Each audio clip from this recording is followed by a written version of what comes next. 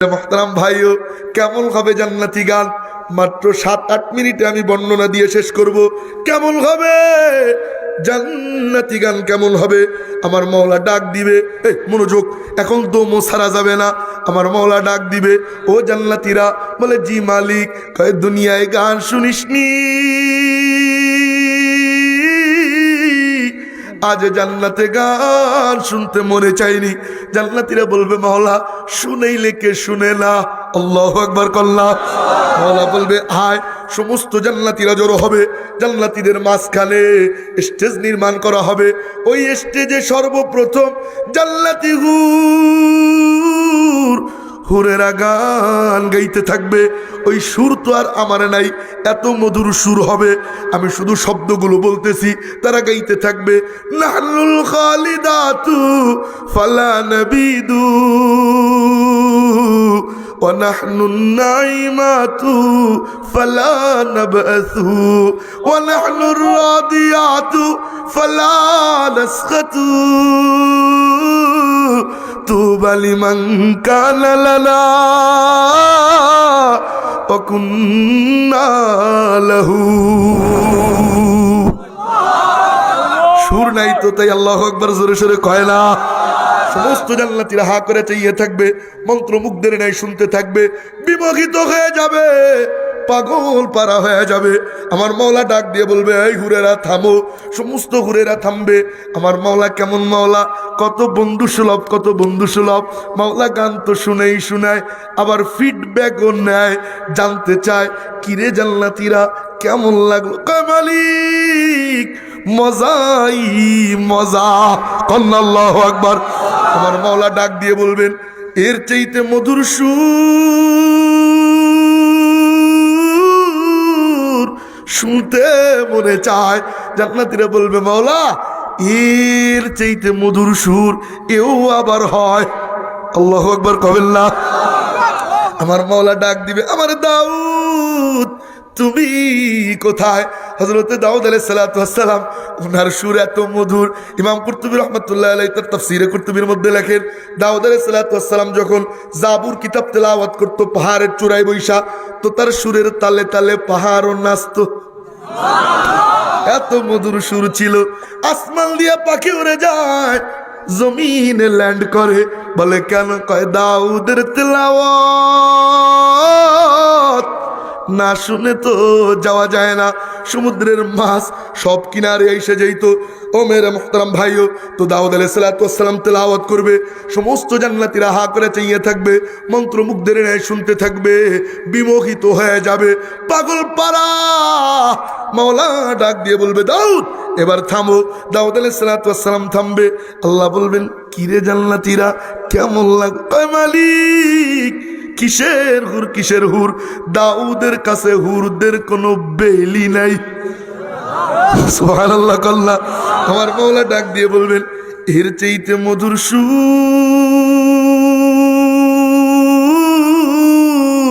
শুনতে মনে চায়। জান্নাতীরা বলবে মওলা এর চাইতে মধুর সুর এও আবার হয়। আল্লাহ পাক ডাক দিবেন, ইয়া হাবিবি মুহাম্মদ কল্লা সাল্লাল্লাহু। আমার নবীজি মঞ্চে উপবিষ্ট হবে। ও আশিকে রাসূলের দল, জানো নবীজির সুর কত মধুর। জাননি জাননি, একটুখানি কারগুজারি বলি 1 মিনিটে। আমার নবীজি নিজ বাড়িতে রাত্রিবেলা কোরআনে কারীমের তেলাওয়াত করত। কাফেররা পলাইয়া পলাইয়া লুকুচুরি কইরা যাইয়া নবীজির বাড়ির কাছে কান লাগাইয়া মজা নিয়া নবীজির তেলাওয়াত শুনতে থাকতো। একদিন ফেরার পথে তেলাওয়াত শোনা শেষ, ফেরার পথে 3 রাস্তার মাথায় আইসা সবগুলো কপালে কপালে গুতে খাইছে। কিরে? কই গেছিলি? ও কয় তুই কই গেছিলি? আমি যেখানে মন না সেখানে, তুই কই গেছিলি? এইবার সবাই তাকাইয়া দেখে, আরে এদিকে তো মোহাম্মদের বাড়ি, আর তো কারো বাড়ি নাই। পিছন থেকে একজন কয় ভাই গুতাইয়া লাভ নাই। কয় কেন? কয় তুমি যেখানে আমিও। গুতাইয়া লাভ কি? কয় না রে, এইভাবে চলতে দেওয়া যায় না। কয় কেন? কয় মুহাম্মাদের তেলাওয়াতে এত মধু, কবে যেন নিজের অজান্তেই মুসলমান হয়ে যায়। কয় কি করবি? কয় 144 ধারা এই রাস্তায়। কত ধারা? 44 না 44? হ্যাঁ 44। আচ্ছা যেইলাও সেই কত সমস্যা নাই। 144 ধারা এই রাস্তায় আগামীকাল আর কেউ আসতে পারবে না, আমিও না, তুমিও না, তুমিও না, তুমিও না। ঠিক? হ্যাঁ ঠিক। হ্যাঁ জয় যুক্ত হইল, হ্যাঁ জয় যুক্ত হইল। সংসদে বাস্তবায়িত হয়ে গেল। সবাই আনন্দ চিত্তে বাড়িতে ফিরে যায়।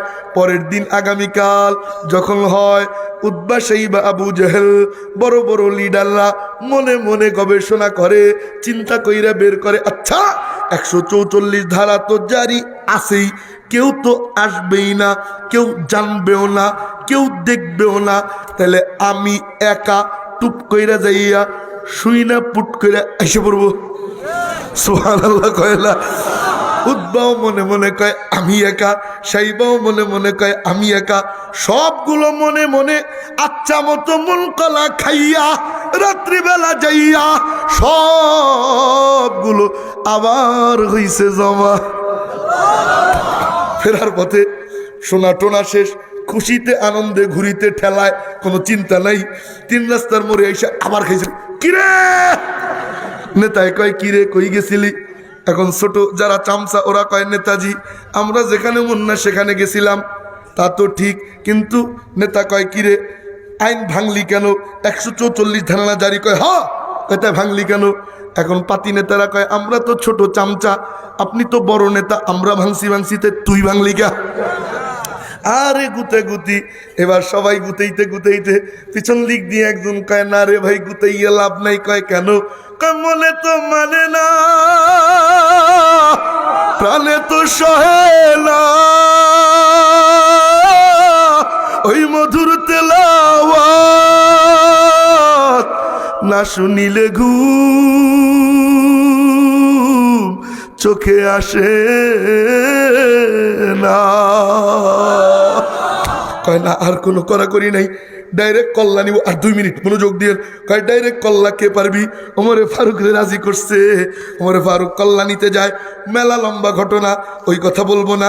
দারুল আর কামে নবীজি হাত তুলে বলে মালিক আবু জেহেল অথবা ওমর দুইজনের একজনে আমারে ভিক্ষা দাও। ও মাওলা তোমার কাছে চাইতেছি, ইসলাম বড় দুর্বল, তবে আমার মন চায় ওমর যেন হয়। আমি ওমরে পছন্দ করি। রব্বুল আলামিনের পক্ষ থেকে বলা হয় মাহবুব আপনার যারে পছন্দ আমি মাওলাও তারে পছন্দ করলাম। ওমর যায় কল্লা নিতে, নিজের কল্লা দিয়ে আসে।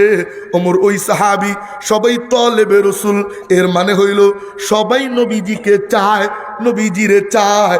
আর ওমর ওই সাহাবি যে মাতলুবে রসুল, যারে নবীজি স্বয়ং আল্লাহর কাছ থেকে নিজে চাইয়া নেয়। এই হলো পার্থক্য। সুবহানাল্লাহর আওয়াজ হইতেছে না তো? ঘুমাই পড়ছেন আপনারা?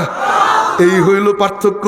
ও মেরে মোহতারাম ভাইও, তো নবীজি মঞ্চে উঠবে, নবীজি তেলাওয়াত করবে বিসমিল্লাহির রহমানির রহিম ইয়াসিন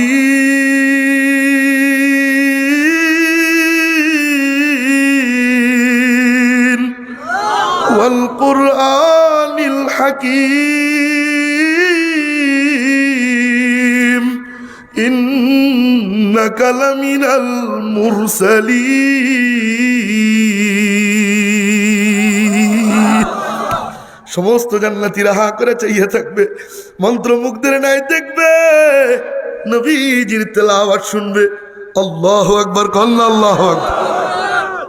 নবীজির তেলাওয়াত যদি শুনতে চাই, যদি দেখতে চাই, তাহলে দুনিয়ার গান শোনা যাবে।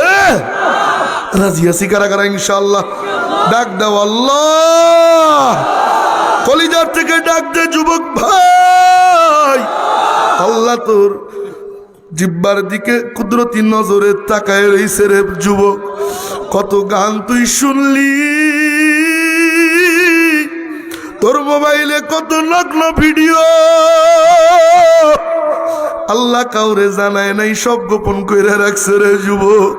আজকের মাহফিলে আইসা তওবা কইরা আল্লাহর একটা কলিজার থেকে একটা ডাক দিয়ে বল, আল্লাহ আর জীবনে গুনাহ করব না, তুমি আমাদেরকে মাফ করে দাও। আল্লাহ আর কিছু পাইবা না পাই, তোমারে চাই, তোমার নবীরে চাই, মালিক তুমি কবুল করে নাও। আল্লাহুম্মা আমিন। হাত নামান।